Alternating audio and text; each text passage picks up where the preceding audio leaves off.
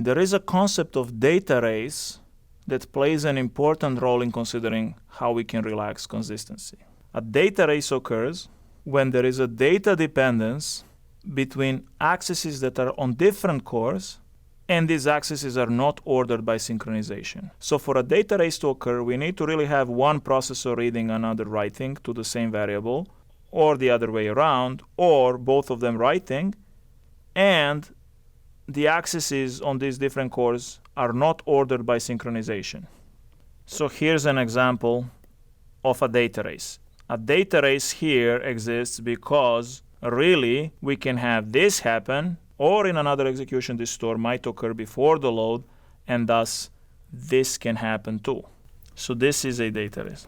In contrast, something like this, where we do load A, then a barrier, and this thread participates in that barrier, and then does store A, there is a data dependence between accesses, but they're clearly ordered by synchronization. This one will happen before this one because of the barrier synchronization.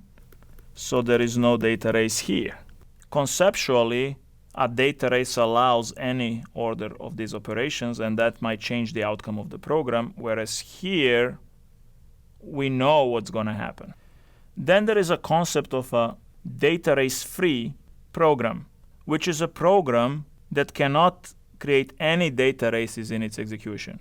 Pretty much that program is considered to be well synchronized so that any accesses to data are correctly ordered by synchronization, barriers, locks, flags, etc. A key property of data race-free programs is that they behave exactly the same as they would in sequential consistency, even if we run them in any relaxed consistency model.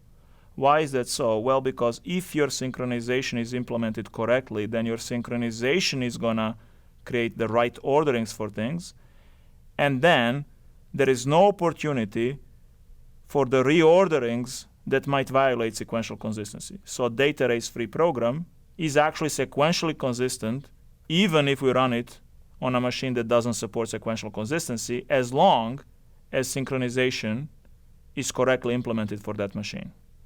But keep in mind that while you're debugging your programs, even if you intend them to be data race-free, they may not actually be data race-free, in which case, theoretically, anything can happen.